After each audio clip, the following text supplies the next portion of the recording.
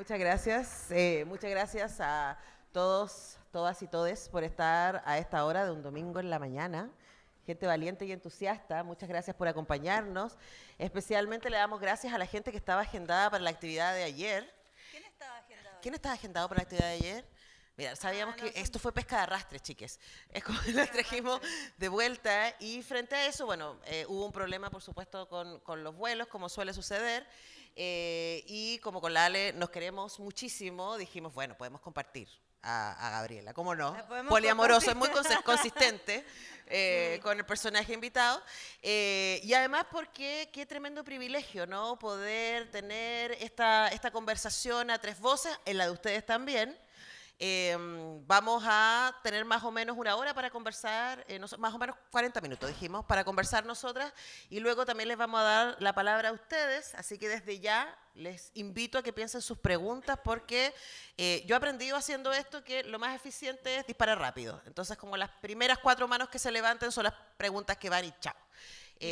Preguntas, ¿no? Preguntas. No reflexiones largas. Sí, por favor. Bueno, además después Gabriela va a estar firmando libros, ahí sí que se le pueden acercar y contarle su vida si quieren. Tampoco. Así que bueno, estamos súper contentas con Lala, estamos realmente muy fascinadas de poder conversar con Gabriela Wiener. Tenemos muchas preguntas respecto a su más reciente libro, A tus parias, pero también queremos ir enlazando las reflexiones que aparecen en este libro recién lanzado y que de hecho mañana tiene su presentación en Santiago, para quienes vuelven a la capital, les vamos a dejar invitados para eso. Yo la voy a tener en Radio Universidad de Chile en la mañana. Así que, además, pero también queremos hacer el enlace respecto a sus obras anteriores, ¿no? Y a su trabajo y cómo eso va derivando en este libro. Así que dejo a Alejandra para que haga las presentaciones formales. Sí, bueno, yo quiero decir que vengo en calidad de periodista entrevistadora fan. Súper fan, porque sigo a la Gabriela desde sus épocas en Etiqueta Negra. No sé si alguien leía sus crónicas en aquella revista de periodismo narrativo, periodismo cultural. ¿De qué año es? Desde el 2001 creo que apareció. Más o menos. Entonces, y luego ha estado sobreviviendo. Así es que, sí, como dice Antonella, es un honor, esto surgió espontáneamente, estoy muy contenta de poder estar aquí también entrevistando, conversando con Gabriela, con Antonella y con ustedes, por supuesto. Bueno, presentarla brevemente para quienes no la conocen. Ella es escritora y periodista peruana, reside en Madrid, ha publicado los libros Sexografías, Llamada Perdida, 9 Lunas, Guaco Retrato, Dicen de mí, los poemarios Ejercicios para el endurecimiento del espíritu, Una pequeña fiesta llamada Eternidad. Y bueno, sus primeras historias se publicaron, como decía, en la revista de periodismo narrativo Etiqueta Negra. Fue columnista del New York Times en español, también redactora jefa de Marie Claire en España, colaboradora en un gran número de medios internacionales. Publica semanalmente, no sé si aún, una columna para Público, Público.es. Ganó el Premio Nacional de Periodismo en su país con un reportaje sobre un caso de violencia de género. Es creadora de varias performances que ha puesto en escena junto a su familia, o que puso en escena, lo vamos a poner en pasado. Escribió y protagonizado la obra Qué locura enamorarme yo de ti, que tengo, bueno, muchas preguntas también sobre eso. Y esto es bien bonito, es parte de un colectivo denominado Sudaca. Sudacasa, perdón, la pueden seguir en Instagram, un proyecto colectivo de arte y escritura migrante. Y fue finalista del Booker Prize 2024 con su novela Guaco Retrato, que también es bellísima, así que un aplauso para ella.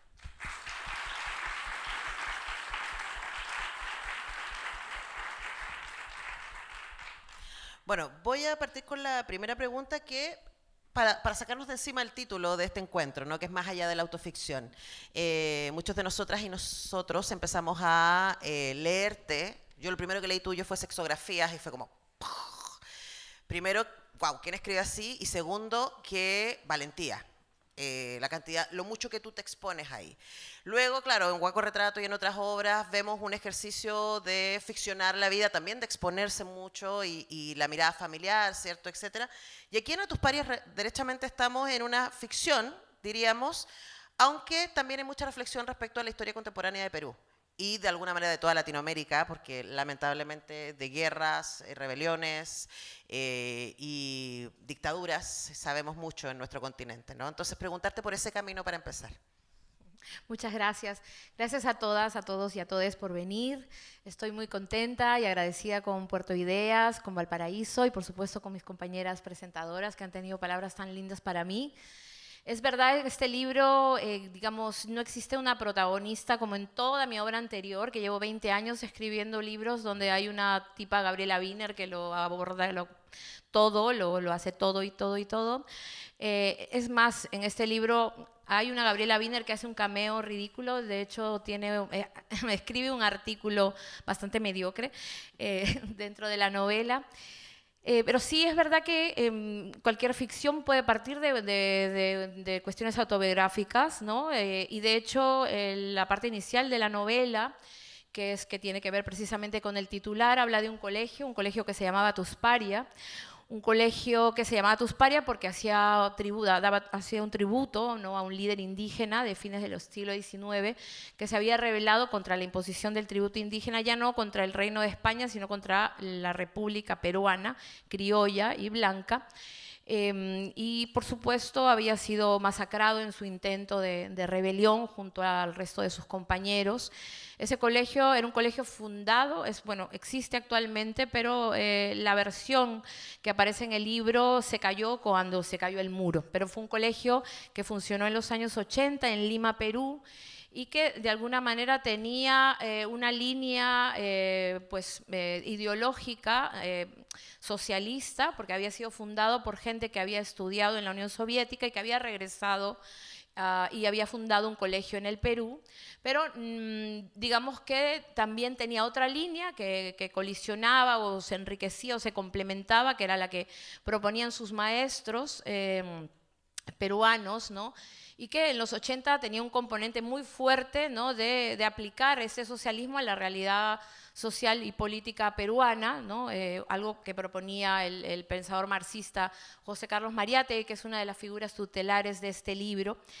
Así que en ese colegio los niños estudiaban el ajedrez como una asignatura más, como la matemática o la geografía, había un énfasis puesto en el conocimiento científico, cantaban en ruso, cantaban canciones revolucionarias en ruso, llevaban el pañuelo rojo en el cuello, pero al mismo tiempo leían a los indigenistas, a José María Arguedas, a Manuel Escorza, bailaban todas las danzas folclóricas de su país y creían en un horizonte en el que la dictadura del proletariado hablaba de un proletariado indígena en realidad, ¿no? Y en esto se forma la protagonista, así empieza la novela. La protagonista estudia en este colegio. Yo también estudié en ese colegio que existió, en el Atusparia, soy una tuspariana. Estudié toda mi primaria allí hasta que se cayó el muro y me cambiaron de colegio. Luego el resto todo está ficcionalizado, pero sé cantar en ruso. No sé qué quiere decir. Cada vez que lo canto, sé canciones infantiles, canciones revolucionarias, el cumpleaños feliz. Sé escribir también con el alfabeto cirílico. Puedo escribir mi nombre y el nombre de cualquiera de ustedes, pero mi vocabulario pues también se quedó ahí entre las ruinas del muro de Berlín. Este es simplemente el arranque para la historia, una historia política, una historia sentimental de una mujer en Latinoamérica, específicamente en el Perú, desde su infancia en esta escuela hasta, digamos, su deriva y final. Tremendo. Sí. Bueno, es una síntesis que se queda corta porque en realidad hay tantas historias paralelas que ocurren a partir de esa narración principal. En libros anteriores como Llamada Perdida y Sexografías, exploras temas súper personales, experiencias íntimas, abordando las políticas del cuerpo, la sexualidad, sin tapujos, como es tu estilo. ¿Cómo ha evolucionado tu aproximación a estos temas desde esos y otros proyectos hasta Tusparia? Sí, llevo mucho tiempo explorando el tema de la diversidad, el género, la familia, el amor, lo relacional. Han sido también durante muchos años mis temas. No es que los haya dejado, pero tal vez el foco no está tan puesto ahí, ¿no? Creo que siempre he escrito libros de políticos, ¿no? Que hablan de una política del deseo, una política de los cuerpos, ¿no? Lo que les decía, pero quizá este libro es sobre la política además, ¿no? Obviamente propone una mirada política, pero habla sobre una líder de izquierda, ¿no? Y de sus derivas, habla del universo de los años 70 y de los 80, de quienes fueron hijos o hijas, y ahora pueden ser nietas incluso, ¿no? De quienes decidieron, ¿no?, poner el cuerpo y fueron desaparecidos, muertos, o no fueron a la guerra, o sí fueron a la guerra en nuestros países, ¿no? Pero que tiene una cantidad, ¿no?, de un bagaje, ¿no?, un universo quizá postergado, ¿no?, quizá demonizado en los últimos tiempos, ¿no?, y que este libro recupera. Bueno, podemos seguir hablando de eso, pero específicamente por el tema que me propones, quizá las protagonistas de esta novela podría comentarte que son disidentes de género, ¿no? Son maestra y alumna que tienen una relación, están enamoradas de la revolución, tienen una diferencia de edad importante, así que también es interesante la exploración que el libro hace o intenta hacer por ahí, ¿no? No escatimo detalles tampoco en la etapa de la infancia y la adolescencia de esta niña, de esta mujer, de esta adolescente, y cómo, digamos, ejerce, ¿no?, su deseo, pero al mismo tiempo también cómo es violentada en muchos casos. Creo que un poco iría por ahí, ¿no? Es verdad que, dado que estoy hablando de una izquierda y un momento en concreto, ¿no?, podría ser que en este libro haya más closet del que ha habido nunca en ningún libro mío, haya más historias veladas, ¿no? Y que cualquier cosa parecido al amor o al deseo siempre tiene que ver con la política, incluso la traición, ¿no? Y que una traición amorosa esté contada de esta manera, como en su traducción en este libro, como una traición política también, ¿no? La traición a la comunidad, ¿no? No solo la traición a la pareja, la traición a la maestra, ¿no?, de parte de la discípula, ¿no? Yo diría que va un poco por ahí. También en toda la cuestión como personal está intervenida, ¿no?, ya no desde una memoria, ¿no?, propia o personal, sino con las memorias de otras. Lo he tratado de hacer también desde la propia forma en la que ya no aparece una sola voz, son muchas voces, muchos registros que van contando esta historia. Entonces hay otras mujeres y otras vivencias ahí latentes, ¿no? Incluso las maternidades, ¿no?, cómo se viven desde la política, ¿no? Maternidades que son políticas, ¿no? Ellas mismas, una de ellas, la maestra, le dice, ¿no?, estas son nuestras hijas a las que maternamos, las que dimos a luz fornicando con la política, ¿no? Ahora, el desamor ideológico puede ser tanto o más cruel y brutal que el desamor romántico. Y yo le comentaba a Gabriela que a mí me llamó mucho la atención que los libros que estudié para este Puerto de Ideas, tuve el honor de estar en la inauguración conversando con Leila Guerriero y con Juan Gabriel Vázquez, y también sus más recientes libros. Bueno, Juan Gabriel tiene uno después que son sobre conferencias, pero su último libro de ficción, que está basado en una historia real, y también el de Leila, que es un extenso retrato sobre una mujer que fue militante montonera y que después fue torturada, etcétera, y qué brutal es, etcétera, porque no es tan familiar, ¿cierto? También son libros de desencanto. Y Atusparia también es un libro de desencanto. Amamos la revolución, fornicamos con la revolución, tuvimos hijos por la revolución, estuvimos disponibles a morir por la revolución, y la revolución nos traicionó. Preguntarte respecto a ese momento, ¿cómo seguimos creando con ese corazón roto, con el que algunos de nosotros corazón habitamos? Rojo y roto, además. Sí, me gusta mucho lo que dices, lo que comentas, es bastante preciso, ¿no? Aunque no estoy tan segura que sea la revolución la que las traiciona o ellas las que traicionan a la revolución.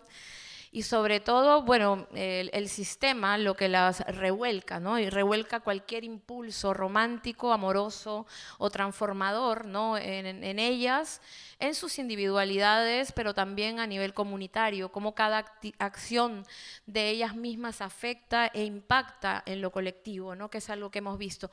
Por un lado está, y creo que habría que analizarlo así en la novela, las luchas intestinas de la izquierda y de nuestros movimientos de emancipación o transformación constantes, que es algo que desde luego he escrito con una visceralidad total desde el desencanto y la decepción. Y no lo digo solamente desde el lugar de alguien que pueda haber nacido, ¿no?, en un hogar de izquierda y haber visto desde niña cómo mis padres en este caso, ¿no?, iban cambiando de nomenclatura o de espacio político de militancia constantemente, del PON al POR, del POR al BR, del BR al MIR, del MIR al PUN, del PUN al PON. Y cómo toda esta atomización luego la he podido ver yo misma en mis militancias dentro del feminismo, los feminismos y los antirracismos en los últimos años además, ¿no? Y cómo a nivel como más micro, ¿no?, verlo también en los espacios asamblearios, en los espacios de colectivos más pequeños, ¿no?, o incluso en los proyectos amorosos, sexuales, familiares, poliamorosos, etcétera, en los que también he estado metida, ¿no? Y cómo de pronto, ¿no?, esta cuestión que tanto enarbolamos de personal como algo político, ¿no?, termina minando, llámalo lucha de poderes, lucha de egos, llámalo líos de faldas, llámalo peleas de cama, minando, ¿no?, ese esfuerzo de trabajo por hacerlo comunitario. No digo que otros proyectos o emociones funcionen, pero sí que me gustó a través de la ficción poder explorarlo desde un lugar en el que creo que ahora mismo estoy situada todavía, ¿no?, que es, no sé ni cómo cogerlo, ¿no? O sea, no sé, no hay salida, ¿no? A veces la literatura te permite hacer este planteamiento tan amplio en el que eres capaz sí de señalar, ¿no?, los límites, ¿no?, de tus sueños, de tus proyectos, ¿no?, los extremos a los que se llegan, ¿no?, los errores que se cometen, mucho más, de una manera mucho más fluida y valiente que haciéndolo a través de la prensa, haciéndolo a través de la opinión o básicamente en una ronda emocional, ¿no? Esto que te permite, digamos, tener todo un espectro de voces que lo cuestionen, ¿no?, donde están las diversas posiciones, las diversas sensibilidades que están siempre en juego y que son tan complejas de resolver en estos, a nivel interno, que además es algo que pienso que es así el camino por donde hay que resolverlo, ¿no?, internamente. Y luego está todo lo de afuera, ¿no?, lo que siempre también se dijo como término en las discusiones de la izquierda, ¿no?, el enemigo interno y el enemigo externo, poniéndole en juego, y que creo que es el enemigo, el villano, evidentemente, de la novela, que es el Estado, que es el sistema, ¿no?, que es la estructura, digamos, que no permite, ¿no?, que ninguno de estos impulsos, ¿no?, ellas dos además representan dos lados de ver la dirección política después de que las cosas estallen, ¿no?, y que es, por un lado, ¿no?, la revolución, la lucha, ¿no?, incluso la clandestinidad o las armas y la autodefensa, en el caso de las mujeres, y el lado de la plegarte, digamos, a la democracia representativa, seguir trabajando en la institucionalidad, pensando que se puede dar un proceso constituyente, un proceso político dentro de una democracia, ¿no?, que finalmente termina siendo mucho más traidora consigo misma que las propias protagonistas de la novela, ¿no? Una democracia que se subvierte a sí misma, que se destroza, que por jugar con sus reglas de juego, ¿no?, termina a la otra protagonista enfrentándola también a un camino sin retorno, como es el camino de la guerra y la violencia, ¿no?, que es el de la cárcel, ¿no?, el lawfare, la criminalización de sus protestas, de sus movimientos, ¿no? Entonces sí que está esta cuestión que como en un tablero de ajedrez que la protagonista sabe jugar también, no hay salida, ¿no?, salvo que sea darle un puntapié al tablero, ¿no?, pero que mientras están en ese marco, ellas se polarizan, ellas se convierten en enemigas después de haberse amado tanto, y finalmente no llegan, ¿no?, a incidir como quisieran en la revolución o en la transformación o el buen vivir, ¿no?, para su pueblo, que es finalmente lo que las llenaba y las hacía, les había encendido, ¿no?, amorosamente hacia el movimiento, ¿no?, las había movilizado. Bueno, es una novela que puedes por momentos sentir como decepcionante, pero también te indica muy bien dónde está lo que creo que son los obstáculos, ¿no?, lo que ha hecho que sean las trabas, lo que no les ha permitido avanzar, ¿no? Está creo que muy señalado ahí, ¿no?, cuáles son casi siempre nuestras propias, las piedras que nos vamos poniendo a nosotras mismas en el camino, y muy claramente, ¿no?, quiénes tienen el poder, ¿no?, y quiénes están finalmente saboteando todo intento de transformación, ¿no?, en nuestras sociedades. Gabriela, y en términos estilísticos, el humor igual está presente en esta novela, como en otros temas serios como los que exploras. ¿Cómo consigues un equilibrio entre esa provocación y profundidad que te caracteriza tanto?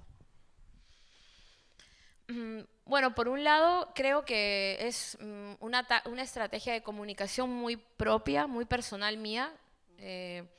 Es como, no sé si tiene un punto andino y al mismo tiempo un punto limeño, y al mismo tiempo, quiero decir, son maneras como de entre protegernos y atacarnos y atacar allí, ¿no? O sea, que tiene una especie de picardía, ¿no? Tiene una especie como de segunda intención, sí, ¿no? Doble sentido. Es un juego que creo que, como te decía, viene conmigo en mi comunicación con el mundo, por cómo el mundo ha sido conmigo, pero que luego yo lo he trabajado como un estilo en la escritura. Recuerdo mucho en mi vida, creciendo como mujer, literata, escritora, periodista en Lima, tener que haber tenido que soportar, ¿no?, larguísimas tertulias en los bares, en las clases, ¿no?, hablando de literatura, sobre todo hombres que nos rodeaban, ¿no?, y hablando, ocupando completamente la conversación, acaparándola, aburriéndonos, durmiéndonos. Y cómo me recuerdo siempre como muy agazapada en un lugar con demasiado tiempo para pensar cuál iba a ser mi réplica, ¿no?, porque como no te dejaban hablar. Entonces, creo que ahí fui como armando, puliendo la palabra precisa, por ejemplo, ¿no?, que es algo que tengo con mucha conciencia cuando escribo un libro, ¿no? ¿Cómo voy a lanzar una frase que corte, que ocupe, claro, el mínimo espacio, con un ahorro de lenguaje, pero al mismo tiempo que te fusile, ¿no? Que sea un disparo, ¿no?, que tenga humor al mismo tiempo, ¿no?, y que les calle la boca. Y así trato de escribir todo el rato, ¿no?, porque siempre estoy pensando que me van a callar, que siempre estoy pensando que en algún momento va a saltar alguien, y me va a ridiculizar, ¿no?, o va a invisibilizar lo que digo, ¿no? Entonces, creo que eso está ahí muy latente en mi escritura.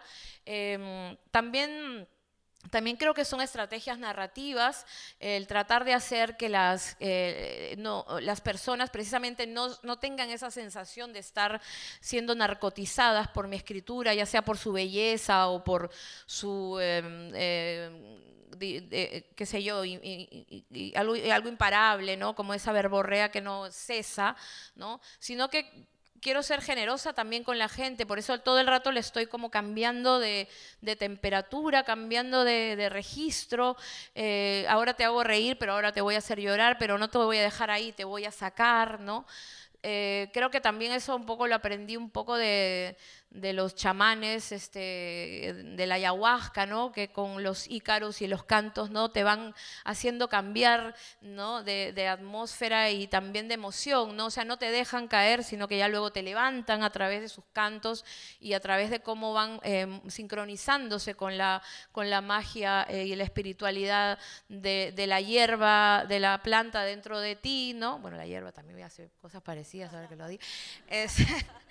Y como eso, eso de que es hacer viajar, ¿no? Que también hace los selectors, ¿no? Los DJs, ¿no? Que es como, porque la música también es trance y creo que la literatura también puede ser trance, y qué importante es no dejar a nadie del todo en la oscuridad, qué importante es no dejar que se confíen todo el rato en la luz, ¿no?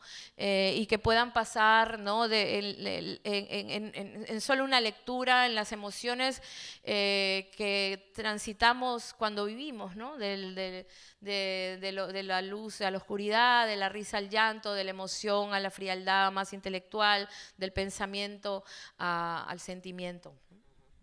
Ahora, ese ejercicio de movilizarnos como lectores, como lectoras, está en la escritura, pero en el caso de Atusparia también está en el formato, o en los formatos tendríamos que decir, ¿no? Porque la novela tiene 2/3 de una novela que uno diría, ok, aquí hay una voz femenina que nos está contando su vida, su infancia, luego su adolescencia, y luego cómo llega a ser una revolucionaria de adulta, y luego hay un corte, y empiezan a aparecer otras voces, aparece Gabriela Wiener con un artículo, aparece un cuento de Asunción, ¿cierto?, de esta profesora de literatura que referiste en la primera parte, y ahora leemos el cuento de la llama socialista. La alpaca mariateísta. La alpaca mariateísta.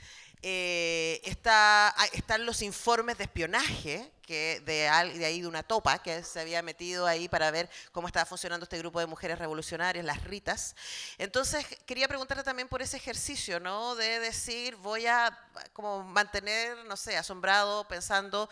Yo estaba leyendo y decía, ¿con qué se me va a salir ahora? En términos de formato también, ¿y por qué para ti fue importante hacer eso en esta historia? Creo que también fue como un reto personal. Primero que sentí que ya no era una historia así, ¿no? Como que no ameritaba otra vez, ¿no? Esa voz torrente de la Gabriela Wiener autoficcional o de literatura del yo, de otras novelas. También me propuse como salir de ahí, pero también pensaba, esta es una historia mucho más colectiva, no es una historia solo de una persona, ni mucho menos solo mía. Entonces tuve que probar, ¿no? Por eso hay una primera persona que tal vez pueda ser reconocible con esa otra voz ya de mis otros libros, pero aparecen también voces muy, muy distintas, ¿no? Hay una primera persona, pero hay una tercera, hay un narrador omnisciente, hay una voz infantil, digamos, risueña, una voz adolescente, ¿no? Que no se parecen en nada, hay una voz que no está, por ejemplo, ¿no? Que no existe, que es referida por otra, también en una especie de carta o segunda persona que digamos, invoca.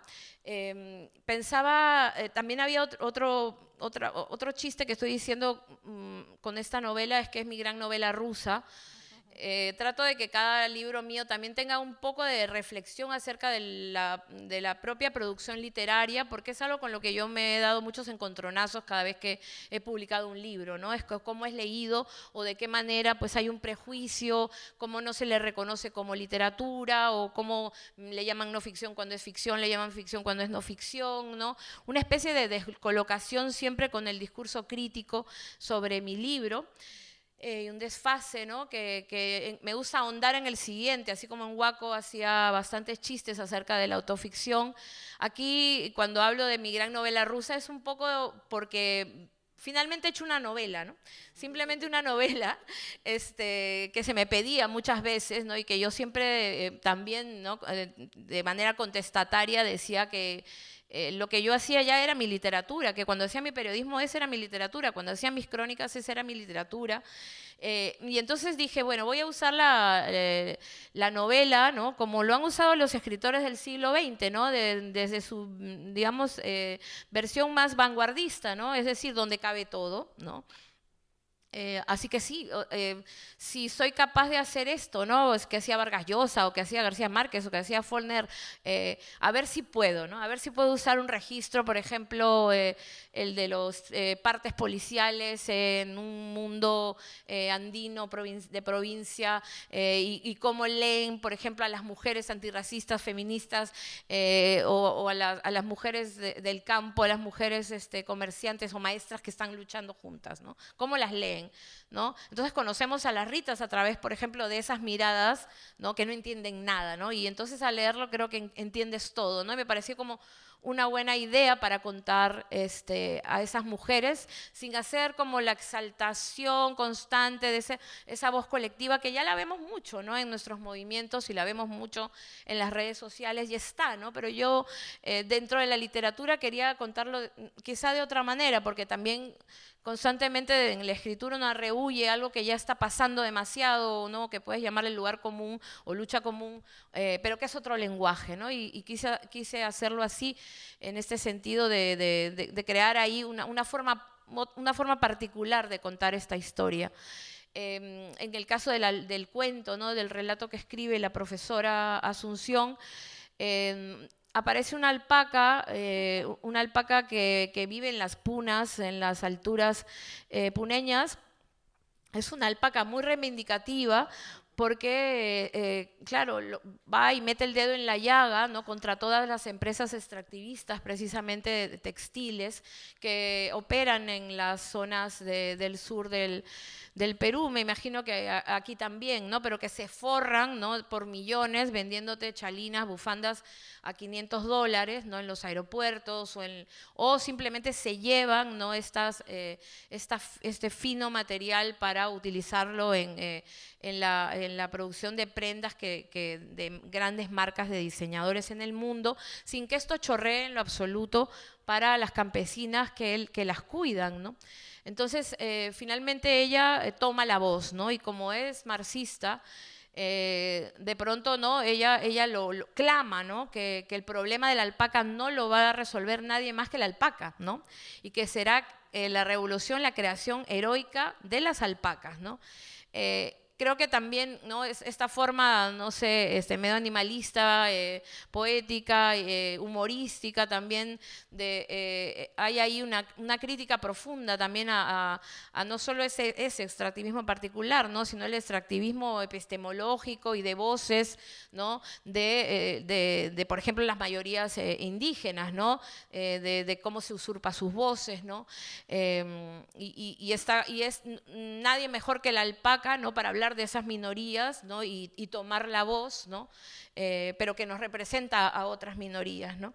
Y así, iba como resolviendo de esta manera, cómo de pronto la revolucionaria, ¿no? la más dura, ¿no? la que finalmente propone la toma de las armas, la lucha armada, lo que aparece haciendo una carta amorosa a lo Shakira, ¿no? De Despechada o Rosalía, ¿no? Que es así como un reggaetón político y dolorosísimo de una revolucionaria, ¿no? Con una voz completamente distinta a todo lo que hay en el libro, ¿no?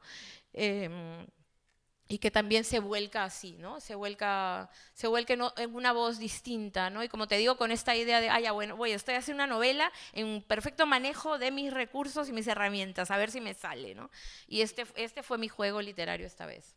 Es muy entretenido el juego literario, ¿eh? Muy entretenido, sobre todo el de la alpaca. La alpaquita.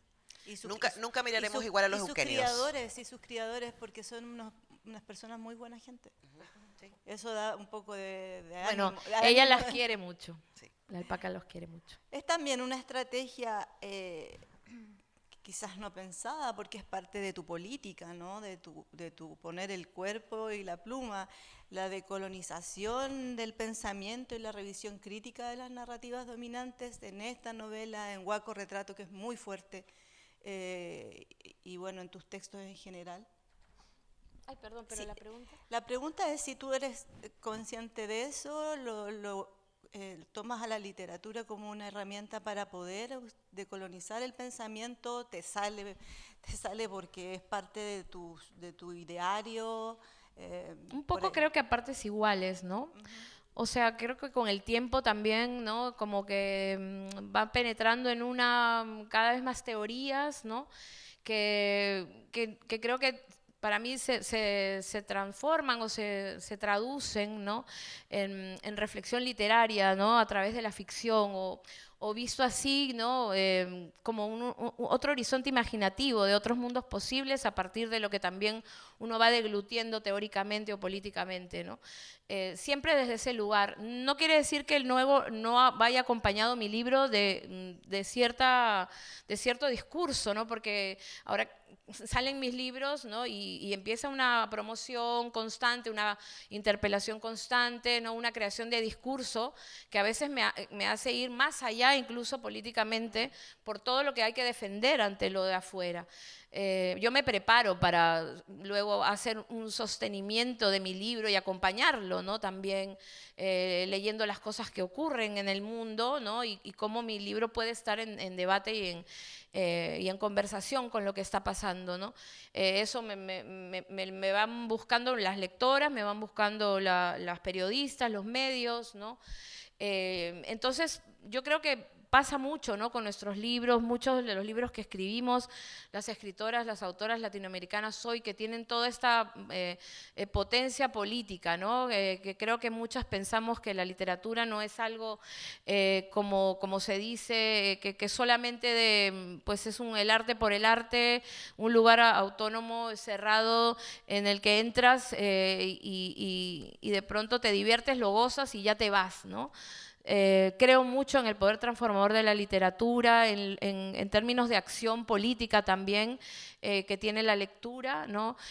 Y en ese sentido creo que también me doy, ¿no? Yo he hecho mucho periodismo, mucha crónica, donde era importante estar en el presente, ¿no? Era importante estar en el tiempo y siempre que tirabas algo al mundo había una respuesta y pasaba, ya fuera una caricia o ya fuera una bombita o una bombota, ¿no?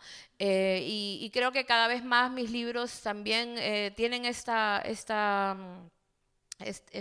como vocación, ¿no? Como, o voluntad, o ganas de hacer o intervenir en el mundo, también por mi estilo, que siempre ha sido muy performático.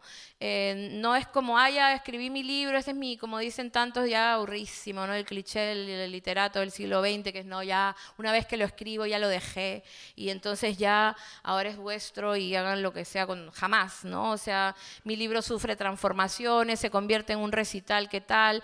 En una obra de teatro, en una performance, ¿no? De pronto reaparece en un libro siguiente y se siguen y tengo que salir yo tantas veces a abrazarlo o a despedazarlo también, ¿no? Pero seguimos en relación y en vínculo, y eso es a mí lo que me interesa de la escritura, seguir vinculando también con las demás, ¿no? Claro, y ahí también hay por lo menos a mí me parece que una de las cosas que genera interés de tu trabajo tiene que ver con lo muy explícito que está la situación. O sea, soy una mujer mestiza migrante, soy una mujer poliamorosa, soy madre. Están todas esas cosas muy puestas ahí y eso también da un poder, especialmente en un mundo literario latinoamericano que se ha pensado mayormente masculino en el canon y mayormente blanco y elitista. Entonces, preguntarte también por ese ejercicio de situar y defender esa situación. Sí, eso ya más por fuera, ¿no? Va un poco por fuera de mis libros, ¿no? Pero también es cierto que yo viniendo desde un lugar en el que yo me he sentido muy impostora y muy insegura, necesito, o sea, constantemente he estado buscando ese espacio, ¿no? De reconocimiento y ahora ya sé por qué, ¿no? Es para no callarme más, ¿no?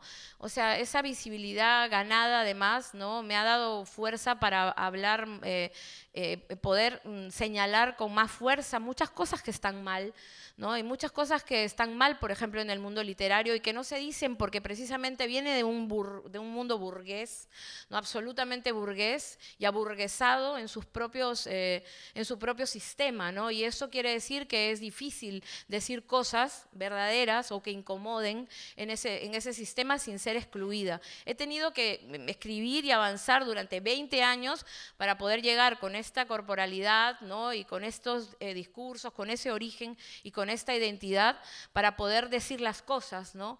Me he tenido que tragar mucha mierda, ¿no? Y desde luego ahora mismo hay un momento bastante interesante, ¿no? En el que tampoco es tan heroico este papel, ¿no? Sino que más bien me invitan, me pagan, me invitan, escribo contra los museos y los museos me invitan. escribo contra las instituciones y si las instituciones me invitan, escribo contra el mercado y el mercado me paga. ¿Y qué está pasando con eso, no? O sea, pues estoy aprovechando este gran momento para hacer caja, que no va a durar mucho porque, como sabemos, esto está rearmándose contra nosotros. Y lo que veo también, ¿no?, es que estos discursos, ¿no?, estos espacios, ¿no?, que se intentan tokenizar, ¿no?, están gustosos, ¿no?, de ser, de utilizarnos, instrumentalizarlos. Entonces, yo en ese sentido me pongo como muy fuerte a hablar de dinero, o sea, págame para que te pegue, ¿no? Págame para que te haga llorar, ¿no? Pero págame bien porque yo también necesito, ¿no?, seguir adelante, ¿no?, cuidarme, autodefenderme. Tengo un montón de amigas, tengo un montón de hermanas, tengo un montón de familia, tengo un montón de hijos. Entonces voy a ir, sí, voy a ir para que eches tus lágrimas blancas, para que tu museo parezca más inclusivo, para que tu festival se vea más político y comunitario. Pero bueno, gracias a eso voy a poder visitar a mi mamá, gracias a eso voy a volver con unos billetes, gracias a eso, etcétera, ¿no? O sea, yo lo veo así, ¿no? ¿Qué haces en una multinacional? O sea, de literaria publicando tus libros y tienes este discurso. Creo que se contesta solo, ¿no? Esto, ¿no? O sea, ya estamos tontas, ¿no?, de ser las mártires, ¿no?, de esta cultura absolutamente blanca, ¿no?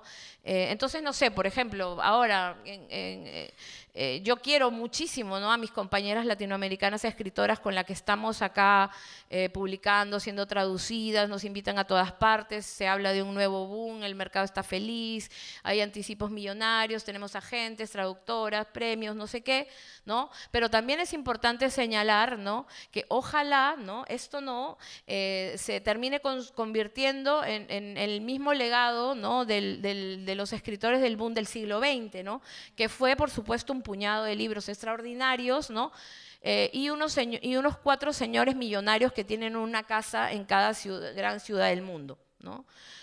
Si vamos a hacer, si ese legado va a ser así de individualista, ¿no?, si vamos a seguir hablando de meritocracia y vamos a seguir hablando de la magia de los libros, o vamos a poner esto en su lugar, ¿no? Si vamos a utilizar estos altavoces para hablar de las cosas importantes, si vamos a hablar de que quienes sobre todo, ¿no?, están teniendo esta fama, este reconocimiento y esta visibilidad son escritoras blancas de nuestros países hermosos latinoamericanos, llenos de indígenas, llenos de mapuches, llenos de andinas, ¿no?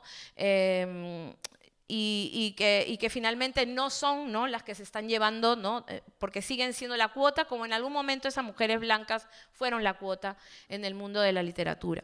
Entonces, por ejemplo, esto, ¿no?, es un poco incómodo decir, sí, lo es, ¿no? Pero a veces pues hay que decir las cosas, ¿no? Y espero que mis amigas escritoras latinoamericanas no se peleen conmigo por decir que yo qué sé, ¿no?, que ahí arriba solo hay argentinas y mexicanas, por ejemplo, ¿no?, blancas, ¿no? O sea, de México, ¿no?, un país que en definitiva no lo es. Pero es que Argentina tampoco es blanco, ¿no? Y son muchos los movimientos, ¿no?, como el movimiento marrón en Argentina, que te hacen la pregunta y te encañonan con ella, ¿no? ¿Cuántos escritores marrones has leído en tu vida, ¿no? A ver, sácamelos, ¿no? O a cuántos escritores afro has leído en tu vida, ¿no? Entonces, bueno, yo además vivo en Europa, vivo en Madrid, ¿no? Y ahí, como podrán comprender, la resistencia también tiene que ser feroz, ¿no? Porque rápidamente te quieren asimilar, ¿no? Y rápidamente blanqueas y a tú misma terminas integrada, ¿no? Y eso es terrorífico, ¿no? Pero para poder, ¿no?, sin esa infraestructura española o blanca, no haces nada, ¿no?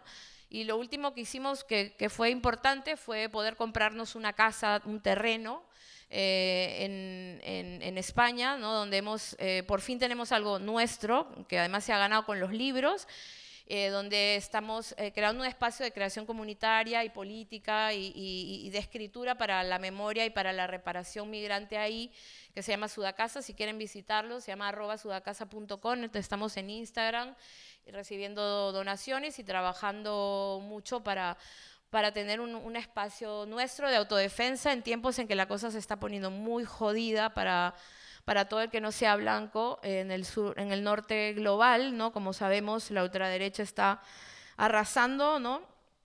Y da bastante miedo, ¿no? Otra cosa en la que más o menos estoy emprendiendo, ¿no? Es pues a hackear a mi propia editorial. No, mi editorial me ha invitado a ser editora de un sello que se llama Caballo de Troya ahí, ¿no? Y como comprenderán, bueno, son los próximos 2 años, 2025-2026, y ya, por ejemplo, hemos logrado que le cambien el nombre, ahora se va a llamar Yegua de Troya.